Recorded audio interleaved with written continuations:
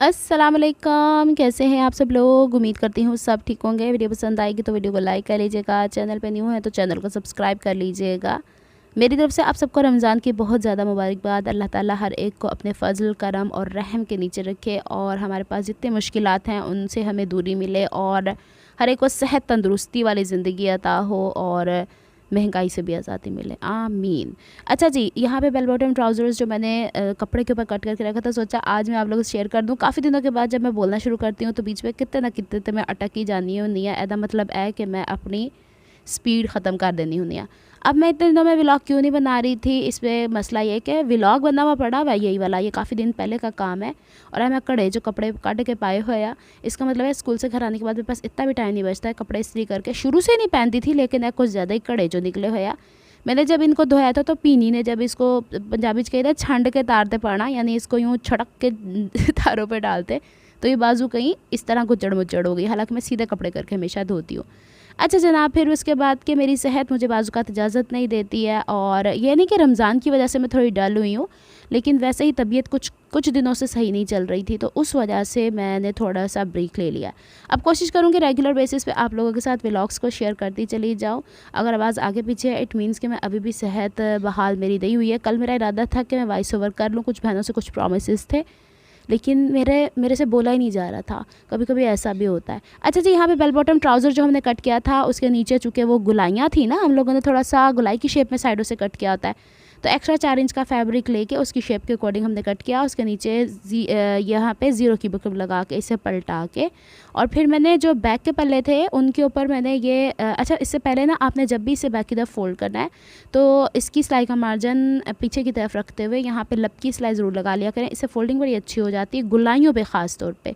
ऐ देखो मेरे खलारे और ये रही मेरी कैंची, सुई में मैं धागा डाल रही थी और कचरा उठा रही थी। यहाँ पे कचरा उठाने का मकसद यह है कि ये वाला ब्रश आप लोग के पास भी है तो ठीक है। अक्सर बहनें मुझसे बार बार एक ही सवाल पूछती हैं जो कि मैंने बारहा दफ़ा शेयर कर दिया है। अब तो बाज़ात मेरा दिल चाहता है कि मैं ना चैनल को टिशू फिशू ही कर दूँ, ख़त्म ही कर दूँ, कि मैं एक ही चीज़ को बार बार बोलती रहूँगी तो मैं आगे कैसे बढ़ूँगी। हालांकि उस दिन जब मैं कोई चीज़ इस्तेमाल कर रही होती हूँ तब भी बता रही होती हूँ कि रीगल के बैक साइड के ऊपर एक शॉप सिस्टम है पूरा, जहाँ पे आपको महबूब क्लॉथ मार्केट के आगे चलते जाओ और आपको ये नहीं संगमरमर के बने हुए ऑर्नामेंट्स मिलते हैं घर के अंदर सजाने की, पूरी एक मार्केट है उसके आगे ही तो है जहाँ पे कोट पैंट वगैरह 60 साल हो गए लोगों को वहाँ बैठे हुए कर रहे हैं। मुझे भी ये किसी ने बताया था और फिर भाई एक दफ़ा मुझे डायरेक्टली वहाँ ले गए थे। तो देखें, जब तक आप घर से बाहर निकल के इन्वेस्टिगेट नहीं करेंगी, सर्च नहीं करेंगी, आपको क्या चीज़ें मिलेंगी। मैंने उनके कार्ड्स वहाँ पे भी दिखाए हुए आपको, लैशा वशे ऐड डिग्गी जे बी वैक्स थले, ये बी वैक्स मैंने दराज से मंगवाई थी। अच्छा 2 जगहों से शॉपिंग होती है मेरी, ये तो बहादुर शाह मार्केट का मैं अब आपको बताने लगी हूँ, उसमें कोई इतनी ख़ास चीज़ें नहीं, बुकरम वगैरह ही हैं या दूसरी,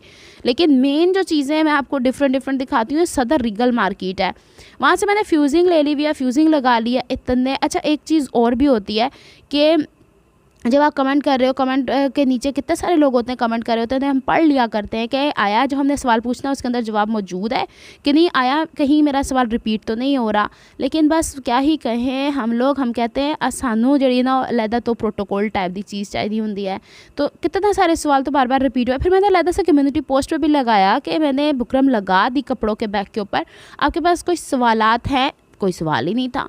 तो मकसद क्या है इस चीज़ का कि आपको मेरे चैनल से वो चीज़ नहीं देखने को या सीखने को मिल रही जो मैं सिखाना चाह रही हूँ। अरे बाबा, जो चीज़ मैं ऐलान करती हूँ आपने भले वो सवाल पहले भी कर लिए हों तो आप दोबारा पूछने का हक़ रखते हैं, लेकिन ये कि इस तरह क्या हो जाता है एक पोस्ट के नीचे बहुत सारे सवालों के जवाब मिल जाएंगे तो जो मैंने कन्फ्यूज़ होना जवाब मिल जाएगा।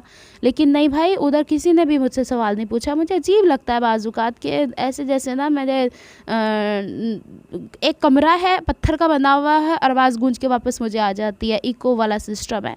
तो बहरहाल यहाँ पे मैंने इसके बैक वाले पल्ले जो थे ना उस पर पलट के ये तुरपाई पहले कर ली थी और आपने देखा वैक्स लगाई। वैक्स लगाने का कोई फ़ायदा नहीं हुआ इसलिए कि कराची में इस वक्त खुश्की का मौसम है। वैसे तो ठंड ही है थोड़ी थोड़ी। ऐसा है कि सुबह के टाइम जब निकलती हूँ स्कूल के लिए, माशाल्लाह स्कूल का टाइम एकदम से 7:30 हो गया था, 8:30 से वो नोटिफिकेशन चेंज हुई है तो कल से भाई 8 बजे का टाइम होगा। मैनू यह नहीं समझ आती कि जो तुहानू पता है कि रमज़ान है इस वक्त शुरू होने वाला है, रब अल्लाह दे बंदे हो, तो नोटिफिकेशन 10 दिन पहले क्यों नहीं इशू होता, अचानक से क्यों, मतलब सर्दी की छुट्टियां अभी भी दिसंबर में ही होती हैं। लोग सुई जो धागा भी निकल गया से ऐसे दुख हो, धागे को भी बहुत बुरा लगा ये बातें। दिसंबर की छुट्टियां दे देते हैं, सर्दी कराची में जनवरी में पड़ती है। नोटिफिकेशन जो है ना वो सदाबहार है, नस्ल दर नस्ल वही चलता है। अच्छा जी, अब जो फ्रंट के पल्ले थे ना उसको मैंने दोनों तरफ से उसी तरीके से स्टिच करना था जिस तरीके से आप लोग वो करते हो। इन सीम मैंने आपको बताई हुई है, यानी बैक के ऊपर से पलट के, यानी सीधे साइड दोनों मैंने बराबर कर लिए थे और नीचे बढ़ी हुई साइड फ्रंट वाले की है और उसको यूँ रख के हम सिएंगे। फिर इसको यूँ पलट के और इस्त्री करेंगे ताकि इसकी क्रीज बैठ जाए प्रॉपरली, और फिर इसके सिलाई का मार्जिन एक तरफ लेके चले जाएंगे और फिर इसको ओवरलॉक करेंगे।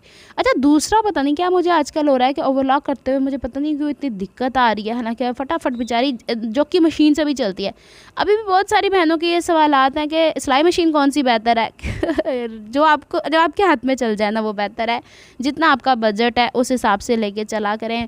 अब जो नॉर्मल घर वाली मशीन है उनसे लोग टेलरिंग का काम भी कर रहे होते हैं, और जो कि मशीन में जैसे मैंने घर में शौक के लिए रखी हुई है ऐसा भी होता है। अच्छा जी, यहाँ पे मैंने ट्राउज़र इसलिए कंप्लीट कर लिया था और इसकी वीडियो नहीं बनाई, पीछे तोतों ने हुल्लड़ मचाई हुई है कि कल अफ्तारी के टाइम पे मैंने ऊपर इसके इलास्टिक और इसकी बेल्ट लगाई। इलास्टिक को मैंने डबल सिलाई इसलिए नहीं लगाई कि लगाऊंगी तो बहुत ज़्यादा अजीब हो जाए, क्योंकि कपड़ा है हमारे पास वो वाला रॉ सिल्क सॉफ्ट वाली, इतनी भी सॉफ्ट नहीं है। इसकी कमर इन्होंने 26 इंच रखवाई हुई है, तो उसके हिसाब से मुझे लगता है कोर्स सिलाई लगाऊंगी तो इन्हें अजीब व गरीब जो हो जाना। बहरहाल ये इसकी लुक है, बाकी सारी फिटिंग वही है जो ग्रे वाला मैंने अपने लिए सिया था।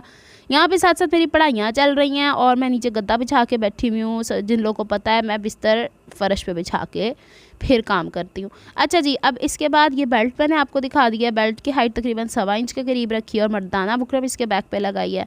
आ जाओ जी इस सवाल की तरफ, क्यों लगाई फ्यूजिंग सबसे पहले, तो मेरी मर्ज़ी अच्छा बहनों, कैन क्यों लगती है गरारों के नीचे या उसके नीचे, तो ये फ्यूजिंग लगाने का मकसद ये होता है कि आपका ट्राउज़र अगर फ़र्ज़ करो कॉर्ड है, लॉन का ट्राउज़र है आपका, तो 1-2 धुलाई के बाद ठुस हो जाता है कपड़ा, इससे वो ठुस नहीं होगा। दूसरा सवाल ये आपने कहाँ से ली थी, सदर रीगल मार्केट में शॉप से, वहाँ से ली थी। फिर इसके बाद ये पूछा गया कि ये उतरेगी तो नहीं, तो ये चारों तरफ से सिलाई हो गई, क्यों उतरेगी, और कभी आपकी बुकरम गले से उतर के नीचे गिरी है, और जब ख़ास तौर पर सिलाई हो गई। अच्छा, ये कौन सी बुकरम है, ज़ीरो वाली है या कौन सी है? अरे बाबा, ज़ीरो की बुकरम क्यों लगाऊंगी मैं उसके ऊपर, ये कपड़े वाली। अच्छा, ये 3-4 डिफरेंट टाइप्स की मिलती है। कोट पैंट्स के लिए जो कोट वाली होती है वो थोड़ी इससे मोटी होती है, ये बारीक वाली ब्रीदेबल है, आप गर्मी के मौसम में भी इसे चला सकते हो। एक तरह का इसने मुझे शेल्टर दे दिया। ये कपड़ा मैंने शुरू में आपको दिखाया था, थोड़ा सी थ्रू था, इससे इसकी बचत हो जाती है।